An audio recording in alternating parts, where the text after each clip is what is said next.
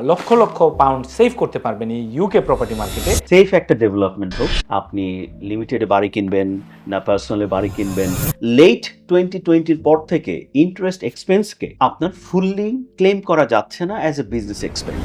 তার মানে যেটা দেখা যাচ্ছে যে আপনি 20% ট্যাক্স তো আগে দিতেন, বাট এখন হয়ে যাবে। আসসালামু আলাইকুম, আপনাদের সবাইকে স্বাগত জানাই আমাদের নতুন একটি এপিসোড, যাতে আমরা কথা বলবো প্রপার্টি বাই টু লেট এবং আপনার প্রপার্টি ডেভেলপমেন্ট নিয়ে।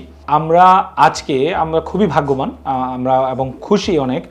আমাদের কমিউনিটির একজন স্বনামধন্য ব্যক্তি এবং একটা প্রতিষ্ঠানের যে কর্ণধার, উনি আমাদের মাঝে আসছেন। আমি ওনাকে আসলে নতুন করে পরিচয় করিয়ে দেওয়ার মতো কিছু নেই, আপনারা ওনার সাথে কথা বললেই বুঝতে পারবেন। তবুও আমি বলছি, অজিত শাহ, কর্ণধার আলটিমেট অ্যাকাউন্টিং। দাদা, আপনাকে অসংখ্য ধন্যবাদ। ধন্যবাদ স্যার। আমরা দাদা আসলে আজকে কথা বলবো অসংখ্য বাঙালি ভাই বোন যারা ইউকেতে আছেন, তাদের মনের যেই প্রশ্নটা, যে এই প্রশ্নটা হচ্ছে যে ইউকেতে বাই টু লেট প্রপার্টি কি নিজের নামে ক্রয় করবে না কোম্পানি ফরম্যাট করে ক্রয় করবে। আমরা যে জিনিসটা বুঝি, আমরা বাড়ি ভালো কিনা বুঝবো এবং বাড়িটা আমরা বানিয়ে দিতে পারবো। জমি যদি আমাদেরকে দেওয়া হয় বা জমি যদি দেওয়া হয়, তাতে আমরা বিল্ডিং করে দিতে পারবো। অ্যাকাউন্টিংয়ের যে ব্যাপারটা, লাভ ক্ষতির যে ব্যাপারটা, এটা কিন্তু আসলে আমরা অতটা বুঝিও না, আমরা অ্যাডভাইসও করতে পারি না। তাই আমাদের আজকে আমরা এই জিনিসটার মূল যে সারমর্মটা, যে অসংখ্য বাঙালি ভাই বোন যারা আপনার লক্ষ লক্ষ পাউন্ড সেভ করতে পারবেন এই ইউকে প্রপার্টি মার্কেটে, চলুন আমরা শুনি আমাদের যে এক্সপার্ট অজিত শাহর কাছ থেকে। ধন্যবাদ ভাইয়া। ধন্যবাদ দর্শকবৃন্দ, আপনারা যারা আমাদের প্রোগ্রামটা দেখছেন।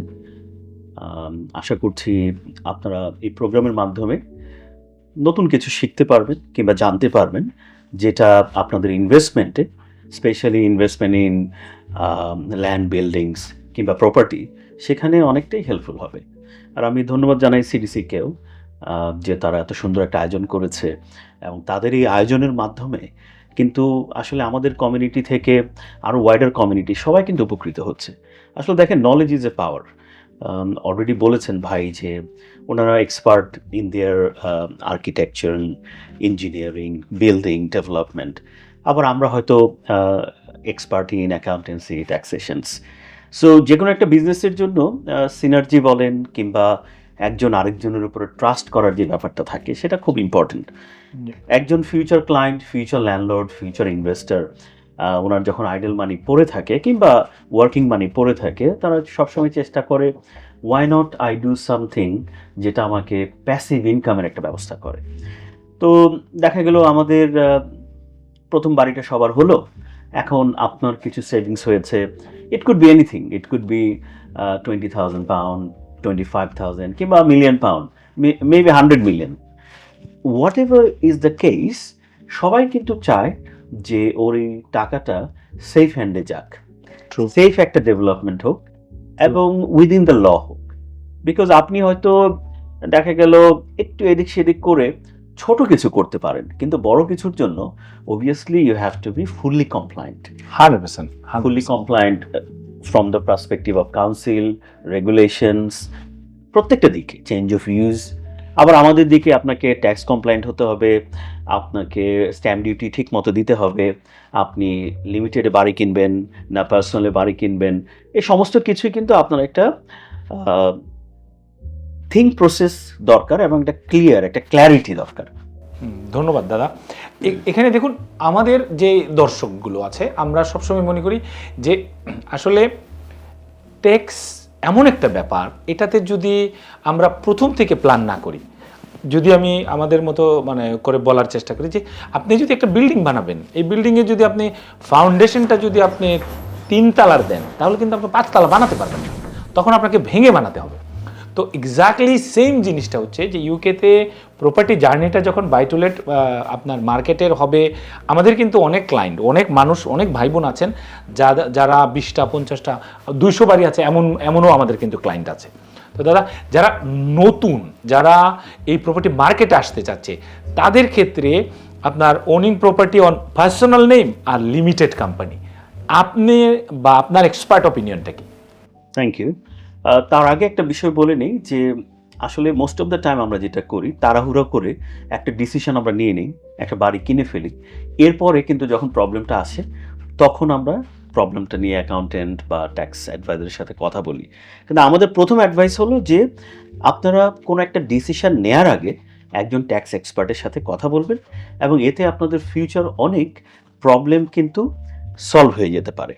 তো নাও কামিং টু দ্য কোশ্চেন, যে আপনি একজন নতুন ল্যান্ডলর্ড হতে যাচ্ছেন, আপনি ইনভেস্টমেন্ট করবেন, এখন আপনি পার্সোনাল নামে করবেন, আপনার ওয়াইফ বা পার্টনারের সাথে জয়েন্ট নামে করবেন, নাকি লিমিটেড কোম্পানি নামে করবেন? এটা ইজ ভেরি ক্লাসিক্যাল কোশ্চেন, এবং we have to answer everyday many times. Now একটা জিনিস আপনাকে মনে রাখতে হবে, কোয়াইট সিম্পল, যে আপনি যদি বেসিক রেট ট্যাক্স পেয়ার হন তাহলে আপনার সিচুয়েশন একরকম, but if you are a higher rate tax payer আপনার সিচুয়েশন কিন্তু কমপ্লিটলি চেঞ্জ হয়ে যায়। নাও আপনারা সবাই জানেন যে এদেশে অলমোস্ট £60,000 পর্যন্ত আমরা বেসিক রেটে কাউন্ট করি, এবং এর উপরে গেলে হায়ার রেট ট্যাক্স। নাও আপনার রেন্টাল ইনকামটা যদি এমন হয় যে আপনার বেসিক ইনকাম থেকে সরিয়ে আপনাকে হায়ার রেটে পুশ করছে, তাহলে কিন্তু আপনার tax implications is very adverse. আমি একটা এক্সাম্পল দিই, মনে করেন আপনি £40,000 ইনকাম করেন, এবং তারপরেও আপনার মাসে £2,000 করে রেন্টাল আসতেছে, কিংবা £4,000 করে রেন্টাল আসতেছে, তাহলে কিন্তু বছর শেষে আপনি হায়ার ব্র্যাকেটে পড়ে গেলেন। আর যখনই আপনি হায়ার ব্র্যাকেটে যাচ্ছেন, তখন কিন্তু আপনার যেই ইনকাম ট্যাক্স সেটা 20% থেকে রেজ হয়ে 40% চলে যাচ্ছে।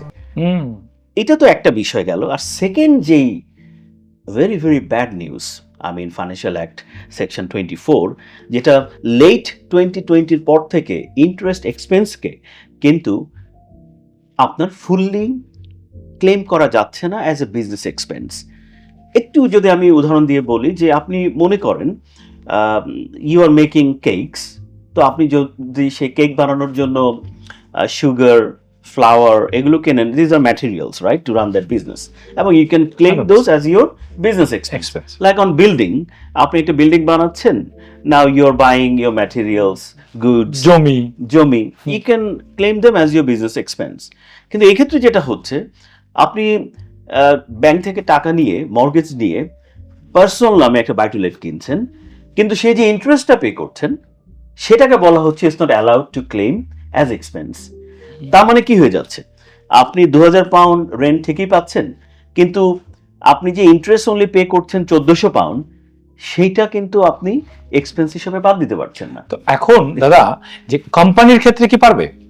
রাইট, কোম্পানির ক্ষেত্রে still now is allowed. Okay, so it's big saving. আমরা একটা অসম্ভব ভালো একটা প্রশ্নের উত্তর পেলাম। আমাদের যারা দর্শক আছেন, হাজার হাজার প্রশ্ন এসেছে। কেন বলি, কারণ আমাদের কাছে কিন্তু প্রতিদিনই কয়েকশো প্রশ্ন আসে, প্রপার্টি ট্যাক্স। তো আমরা তো আসলে ট্যাক্স এক্সপার্ট না, যার জন্য আমরা আসলে এগুলোর উত্তর দিতে পারিনি এতদিন পর্যন্ত। তো আমরা দাদার কাছ থেকে একটা খুব ভালো একটা উত্তর আসলে আমরা পেলাম। এই বিষয়ে যেটা নিয়ে আমরা কথা বলছিলাম, যে tax on limited company or tax on personal name, এ বিষয়ে আরেকটা জিনিস আমি অ্যাড করতে চাই। আপনারা জানেন যে নতুন একটা বিল এসেছে, এটা ইজ কোয়াইট লাইকলি যে ইট will be implemented. Basic rate যে 20% আগে আমরা দিতাম, সেইটা will be 2% more for landlords from next financial year. তার মানে যেটা দেখা যাচ্ছে যে আপনি 20% ট্যাক্স তো আগে দিতেন, বাট এখন হয়ে যাবে আরো 2% এক্সট্রা। তার মানে this is another bad news for individual landlords. তার মানে ইন্ডিভিজুয়াল ল্যান্ডলর্ড হয়ে আপনি কিন্তু খুব বেশি দূর যাওয়ার সুযোগ নেই। আগে যেই ব্যাপারটা ছিল যে 2020 আগে কিন্তু আপনি এই মর্গেজ ইন্টারেস্টটা বিজনেস এক্সপেন্স হিসাবে বাদ দিতে পারতেন, কিন্তু এখন সেই সুযোগটা নেই। তবে অনেকে টেকনিক্যালি বলবে যে না, গভর্নমেন্ট অ্যালাউ করেছে, you'll have a tax credit. তো যেটা হচ্ছে, government still gives you some tax credit up to the basic rate to enjoy the same facilities on those expenses. কিন্তু ইন লং টার্ম যারা আসলে একটু দূরের কথা চিন্তা করছেন, আমরা মনে হয় যে তাদেরকে সাজেস্ট করতে পারি যে আপনারা কোম্পানির স্ট্রাকচারটা ভেবে দেখতে পারেন, কারণ it is in current days at present seems far more better than buying a property under your own name অথবা joint name. তো this is the fact really now. ধন্যবাদ দাদা। আরও একটা আমি মনে করি, আমি মারাত্মক শব্দটা ইউজ করছি কারণ আমি মনে করি যে আমাদের কমিউনিটি জানা উচিত। দাদা দেখেন, আমরা সবাই কিন্তু সারা জীবন কাজ করি। আমার দাদাকে দেখেছি, আমার বাবাকে দেখেছি, কেন দাদা বাবা বললাম, মা দাদি বললাম না, বাট এরা কিন্তু সব সময় সঞ্চয় করে আমাদের জন্য, আবার আমরা সঞ্চয় করি আমাদের বাচ্চার জন্য। তো এখন কথা হচ্ছে যে আমরা এই ইউকেতে প্রপার্টি করলাম, কিন্তু আসলে আমাদের তো আরেকটা জিনিস আছে যে আপনার গেইন ট্যাক্স, ইনহেরিটেড ট্যাক্স। তো আপনি যদি প্রথমে গেইন ট্যাক্সের কথাটা বলেন, যে আমাদের যে সমস্ত ভাই বোন আছে, আমরা ধরেই নিলাম আমাদের যেহেতু মোস্ট অফ দ্য কাস্টমার আপনার একের অধিক বাড়ি, আপনার যে পূর্বের যে প্রশ্নটা, এটা অসংখ্য মানুষ উপকৃত হবেন। এখন ধরে নিলাম যে কারো 10টা বাড়ি আছে, 20টা বাড়ি আছে, তাদের ক্ষেত্রে গেইন ট্যাক্স এবং ইনহেরিটেড ট্যাক্স, এই দুইটা জিনিস যদি আপনি একটু আলাদাভাবে কমিউনিটির জন্য বোঝানোর চেষ্টা করেন, তাহলে আমি মনে করি হাজার মানুষ যারা অলরেডি ইউকেতে আছে এবং অনেক মানুষ আছেন যারা ইউকের বাইরে আত্মীয় স্বজনের জন্য, পরিবার পরিজনের জন্য, আপন মানুষের জন্য, ধরুন ছেলে মেয়ে বা মেয়ের জামাই বা ছেলের বউ, তাদের জন্য বা পরিবারের মানুষের জন্য, শালা সম্বন্ধী, তাদের জন্য প্রপার্টি আপনার রেখে দিচ্ছে বা ক্রয় করছে, তাদের সবার আসলে উপকৃত হবে। গ্রেট কোয়েশ্চেন সুনীল ভাই। আর আপনি জানেন যে যেহেতু আমরা মিডিয়াতে অলমোস্ট মোর দেন 10 ইয়ার্স না, বিভিন্ন চ্যানেলে এই প্রশ্নগুলো খুব কমন। আর আপনি অবাক হবেন যে যদিও আমরা অপারেট করি লন্ডন বেস, মানে আমি কিন্তু আসলে অনেক জায়গা থেকে কল পাই, স্পেশালি আমাদের কমিউনিটি যারা মুরব্বী শ্রেণীর লোক আছেন, যে প্রশ্নগুলো এমন হয় যে আমার তো 2টা বাড়ি আছে, তা আমি ছেলেকে দেব না মেয়েকে দেব, আমি কি উইল করা দরকার কিনা, আমার তো বাড়ির দাম 1 মিলিয়ন পাউন্ড অ্যাবাভ, তো আমি মারা গেলে 7 ইয়ার্সের রুলটা কি, আসলে ইনহেরিটেন্স ট্যাক্স কে পে করবে, কিভাবে পে করবে, this are very common questions. আর এই কোশ্চেনগুলো না আসলে আমাদের মনের মধ্যে রয়ে যায়, কিন্তু যাদের একটু বয়স হয়েছে ওনারা হয়তো ভাবছেন বাট কোনো অ্যাকশান নিচ্ছেন না, কারণ এখন তাও ইনফরমেশনটা যতটুকু ইজিলি অ্যাভেলেবল, আগে কিন্তু সেটাও ছিল না। এখন হয়তো বা দেখা গেল আমাদের এই রিলটা কোনো এক মুরব্বী ফেসবুক দেখছেন, তার এখানে চলে আসলো, interesting, but he knows something now, power of media. But 10 বছর আগেও কিন্তু সিচুয়েশনটা সেরকম ছিল না। তো আমি মনে করি যে আমাদের এই প্রোগ্রামের যে আরেকটা মেন উদ্দেশ্য, সেটা হলো অ্যাওয়ারনেসটা ক্রিয়েট করা। তো অ্যাটলিস্ট কেউ যদি জানে যে ইনহেরিটেন্স ট্যাক্স নামে একটা শব্দ আছে বা ক্যাপিটাল গেইন ট্যাক্স নামে দেয়ার ইজ সামথিং, তো আমরা ভাবতে পারবো যে আসলে এটা নিয়ে কী করা যায়। খুব সহজে একটা ব্যাড নিউজ হলো যে আপনি একটা প্রপার্টি আছে, কোনো কারণে প্যারেন্টস মারা গেল, ওই অ্যাসেট কিন্তু সাবজেক্ট টু ইনহেরিটেন্স ট্যাক্স হবে, এবং তার যে future generation, they have to pay 40% inheritance tax straight way if there is no planning. তো 40% ইনহেরিটেন্স ট্যাক্সটাকে সেভ করার জন্য you need a proper advice. এটা কিন্তু কেউ মারা গেলে এরপরে প্ল্যানিং করা সম্ভব নয়। Obviously, they have to do beforehand so they can save some tax. Now come to the point, আসলে আপনি যেটা বললেন, একটা হলো ক্যাপিটাল গেইন ট্যাক্স আর একটা হলো ইনহেরিটেন্স ট্যাক্স। আমি যদি খুব সিম্পলি বলি, ক্যাপিটাল গেইন ট্যাক্স হলো আপনার লাইফ টাইমে আপনি যখন আপনার অ্যাসেটকে ডিসপোজ করছেন, সেল করছেন, তখন যে গেইনটা করছেন সেটার উপরে যেটা ট্যাক্স, সেটা হলো ক্যাপিটাল গেইন ট্যাক্স। কিন্তু আপনি যখন মারা যাচ্ছেন, তখন আপনার ফিউচার জেনারেশন আপনার অ্যাসেটটাকে ইনহেরিট করছে, এবং they have to pay the tax, and that's why we call it inheritance tax. So there is a clear distinctions. আপনি আপনার লাইফে যে ট্যাক্স দিচ্ছেন on gain on your own assets, that's capital gain tax, and on the other hand আপনার future generation যখন আপনার অর্জিত অ্যাসেটের উপরে ট্যাক্স দেবে, সেটা হলো ইনহেরিটেন্স ট্যাক্স। তো আসলে কখন কোনটা জেনারেট হয়? তো আমি একটা বাইটুলেট প্রপার্টি কিনলাম আজকে 200,000 পাউন্ড দিয়ে, এখন 2 বছর পরে দ্যাট বিকামস 240। মনে করেন কোনো কারণে আমি বিক্রি করলাম 240-তে, তার মানে আমি অ্যাসেটটা ডিসপোজ করলাম, রিয়েল ডিসপোজাল হয়েছে। এখানে মজার বিষয় কি, আপনার নিজের অ্যাসেট যদি আপনি নিজের কোম্পানিতে ট্রান্সফার করেন, সেটাও কিন্তু ডিসপোজাল। তো সেই অর্থে আমরা পরে আসবো। In any means if the name on the title change, so let's give that dividation. এখন আপনার নামে টাইটেল, কিন্তু টাইটেল এগ্রিমেন্ট আরেকজনের নামে গিয়েছে, হোক সেটা আপনার নিজের company, but eyes of the law says this is a disposal. So when you dispose something then gain or loss trigger. তো যখনই গেইন হবে তখন আপনাকে পে করতে হবে ক্যাপিটাল গেইন ট্যাক্স। নাও এই ক্যাপিটাল গেইন ট্যাক্সটা আপনি যখন পার্সোনাল নামে কেনেন তখন you have to declare and pay within 2 months, 60 days rule. আপনি যদি ডিক্লেয়ার না করেন, পে না করেন, ইউ উইল হ্যাভ পেনাল্টি। অনেকে এটা ভাবেন যে আমি পরে ট্যাক্স ইয়ারে করবো, that use to be the law, but the current law says you have to do it within 60 days. So very very careful, all these landlords যারা বিক্রি করছেন, কিনছেন, তারা কিন্তু you have to report and pay the tax on time, এবং এই কারণে যথেষ্ট পেনাল্টি আসছে আমরা দেখছি। মজার বিষয় কি, অনেকে ভাবেন যে আমি অনেক আগে একটা প্রপার্টি কিনেছি, বিক্রি করে দিয়েছি, nobody knows. They take the money in different bank accounts.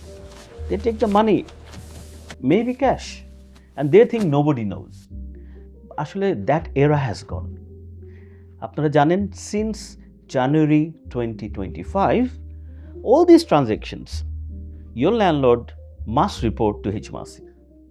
আপনি রিপোর্ট করেন বা না করেন, when they register that property they pay the stamp duty, your NI number go to them, and HMRC nowadays can track very easily যে প্রপার্টির মালিক আগে কে ছিল, tax বিল দেওয়া হয়েছে কিনা, কবে কেনা হয়েছে, ক্যাপিটাল গেইন কত দেওয়ার কথা ছিল। যদি আপনি লেটার না পেয়ে থাকেন you are very lucky, but আমরা যেটা মনে করছি 2027 ফেব্রুয়ারি থেকে there will be lot of letters. এখন আমি কেন বলছি 2025 থেকে all information must be submitted to HMRC by your state agent, selling agent, whoever. তো 2025 থেকে 2026 ট্যাক্স ইয়ার, 2026-এর ট্যাক্স রিটার্ন করার জন্য টাইম আছে আমাদের জানুয়ারি 27 পর্যন্ত। এরপরে কিন্তু রেভিনিউ বুঝে যাবে কে করলো কে করলো না, and then it will be lot of penalties, lot of interest will be coming. যাই হোক, ক্যাপিটাল গেইন ট্যাক্স নিয়ে কথা বলছিলাম যে আপনি যদি একটা প্রপার্টি বিক্রি করে আপনার গেইন হয়, and then you must pay capital gain tax. আপনি বেসিক রেট হলে বেসিক রেটে পে করবেন, আপনি হায়ার রেট হলে হায়ার রেটে পে করবেন। এখানে একটা ইন্টারেস্টিং কোয়েশ্চেন আমাকে অনেকে জিজ্ঞেস করে, আচ্ছা আমি যদি শুধু কেনা বেচা করি তাহলে কি আমার বারবার ট্যাক্স দিতে হবে? আমি আজকে একটা প্রপার্টি কিনলাম, আমি আবার 2 দিন পরে বিক্রি করলাম, আবার কিনলাম, আবার বিক্রি করলাম, so do I need to pay capital gain tax every time? Remember, it's a very gray area. If it's a residential property, only for home let, you have to pay. But if this is mixed use, if that's been used for your own office, there are different rule applies. There might be 18 months rollover period is there. Within 18 months, if you grab the money, sell it, buy it, there will be no capital gain tax. But because this program is just to give you some idea, it's not a customized tax planning. তো আমি বলবো যে আপনার tax planning এর জন্য sit with some experts, এবং if that situation you fall in, obviously you need proper advice, right advice. Do not blindly trust anything, because you can go to ChatGPT anytime, but they always give you remarks at the bottom. This is not an advice, because you must see a professional to be 100% correct on these tax calculations. আমি struggle করি, আমি জানি না আপনি বা আপনাদের accounting প্রফেশনে এটা স্ট্রাগল হয় কিনা। আমাদের বাঙালিরা আমরা এটা এক ক্ষেত্রে ভালো, আমরা কিন্তু অনেক কিছু বুঝি। আমি ইঞ্জিনিয়ার, আমি আপনার মাথা ব্যথা করছে, আমি আপনাকে প্রেসক্রাইব করতে পারবো। আপনার জমি ক্রয় করছেন, আমি আপনাকে অ্যাকাউন্টিংয়ের সার্ভিস দিতে পারবো, আমি আপনাকে সলিসিটারের সার্ভিস দিতে পারবো।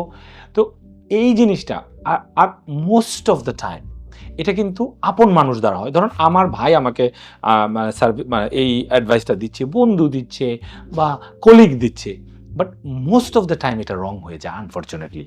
তো আপনি যে কথাটা বলছেন যে এখানে এই দুইটা জিনিস, আমি again going back to inherited tax and capital tax, এখানে অবশ্যই এক্সপার্টের শরণ। আমি আপনার সাথে 100% একমত। যদি না করা হয় ওই সেম 250,000 টাকার পাউন্ডের বাড়ি এটা দিয়ে যদি আপনি একটু এক্সাম্পলটা দেন যে আসলে কতটুকু জরিমানা হতে পারে বা আসলে কি পরিমাণ লস হতে পারে যদি কারো ধরেন সেম 10টা বাড়ি থাকলো, সেই ক্ষেত্রে ইনহেরিটেড ট্যাক্স বা ক্যাপিটাল গেইন ট্যাক্স, এটা যদি একটু বলেন। সাদিক ভাই, আপনি যেটা বললেন যে আমাদের কমিউনিটিতে অনেক মিসকনসেপশন আছে, অনেকে তার এরিয়া নয় বাট অ্যাডভাইস করেন, বুঝে না বুঝে। হ্যাঁ। তো আসলে রিসেন্টলি আমি একটু concerned because I have seen some of our media in Facebook that let's say they are interviewing an accountant, is he a qualified accountant? Now এটা কিন্তু মিডিয়ার লোকের বোঝার কথা না, মিডিয়ার লোক কিন্তু তার কাছে যাচ্ছেন, বাট আসলে ক্লায়েন্টদেরকে বা কাস্টমারদেরকে আমি রিকোয়েস্ট করব, before you go someone, please check the background. একজন কোয়ালিফাইড চার্টার্ড অ্যাকাউন্টেন্টকে just google their name and say find a chartered accountant, put their name, chartered accountancy board like ICAW or ACCA will give their name. Same like solicitors. If a solicitor is qualified to run conveyancing, go to law society, check their name. Sorry to say, in media I have seen a lot of professionals from a lot of places who are not rightly qualified. And because if somebody is on media, you will believe. This is common, right?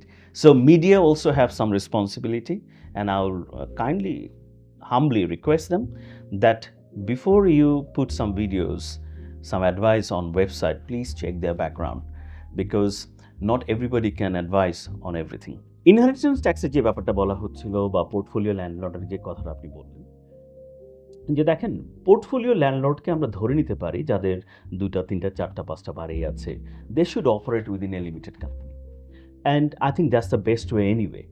So একজন investor তার 10টা বাড়ি আছে একটা limited কোম্পানিতে, তো একটা সময় নিশ্চয়ই সবার বয়স হলে উনি মারা যাবেন। That's The the bi- ultimate. That's the ultimate. That is the ultimate. The- We all have to test the debt. The beauty is, because the properties are owned by company never die, right? Exactly. So there is no inheritance tax in that aspect, because you will only inherit when somebody die. So if company own the properties, in some term company never die. তার মানে যেটা কি হচ্ছে যে বাবার শেয়ারটা ছেলে পাচ্ছে, বাট তারও কিন্তু একটা ইন্ডিকেশন লাগবে যে বাবা মারা গেলে শেয়ারটা কে পাবে। It's not automatic, there will kicks in. So everyone need to be very very careful about what we do with our property. কষ্টার্জিত অর্থ আপনি আপনার পরিবার ওয়াইফ মিলে, আমি আমারটা বলি, আমরা অনেক স্ট্রাগল করেছি। এনি অড জব ইউকেতে বলেন, আমি কিন্তু করেছি। তারপরে এখন দাদা যে জিনিসটা বলছেন, ভেরি ভেরি কেয়ারফুল।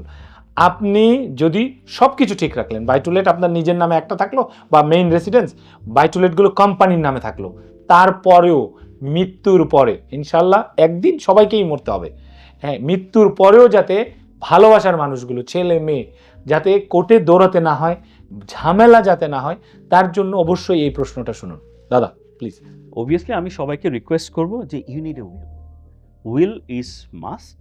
কেননা এবং উইল করার জন্য কিন্তু আমি বলবো যে don't go to anywhere like who you can't believe, go to a proper solicitors, go to a proper solicitors. তাদের ওয়েবসাইটে লেখা থাকবে যে they deal with will or they may be dealing with probate, inheritance, you know, it must be registered on their website, and correspondingly you can also see on law society website. So যাকে আপনি দরকার হলে slightly higher pay করেন, কিন্তু that will save you lot of things in future. তো মূল কথা হলো যে ইনহেরিটেন্স ট্যাক্স কিংবা প্রপার্টিটা কার নামে যাবে তার জন্য একটা proper will is very important. এখন আসি আমরা পোর্টফোলিও ল্যান্ডলর্ড, যে উনি কোম্পানিতে বাড়ি কিনলেন এবং কোম্পানিতে কি ইনহেরিটেন্স ট্যাক্স হয় কিনা। আসলে যেহেতু শেয়ারটা ট্রান্সফার হবে, সো সেক্ষেত্রে ইনহেরিটেন্স ট্যাক্স নিয়েও সেখানে প্ল্যানিং সম্ভব, যে আপনি আগেই বলে দিতে পারেন কে কোন শেয়ারের মালিক হবে, কতটুকু যাবে, স্টেট ভ্যালু কী হবে। তার মানে যে কোম্পানির আন্ডারে এই ইনহেরিটেন্স ট্যাক্সটা নিয়েও যথেষ্ট প্ল্যানিংয়ের সুযোগ আছে। Now let me come back to the traditional example of our private landlords. Now আপনার তাহলে আসলে কতটুকু পর্যন্ত ইনহেরিটেন্স ট্যাক্স মাফ আছে কিংবা মৌকুফ আছে, এটা আমাদের জানা দরকার। নাও ইউজুয়ালি যদি কারেন্ট রুল যেটা বলে যে আপনার প্রপার্টি ভ্যালু যদি 500,000 পাউন্ড পর্যন্ত হয় তাহলে কিন্তু কোনো ইনহেরিটেন্স ট্যাক্স হয় না। সো এটাও একটা ইম্পর্টেন্ট ইনফরমেশন। আপনার যদি একটা বাড়ি থাকে তার ভ্যালু হলো 500,000, so there is no inheritance tax. এখন ড্যাড মারা গেল, যেটা হয় ড্যাডের সম্পত্তি কিন্তু অটোমেটিকলি মায়ের কাছে আসেন।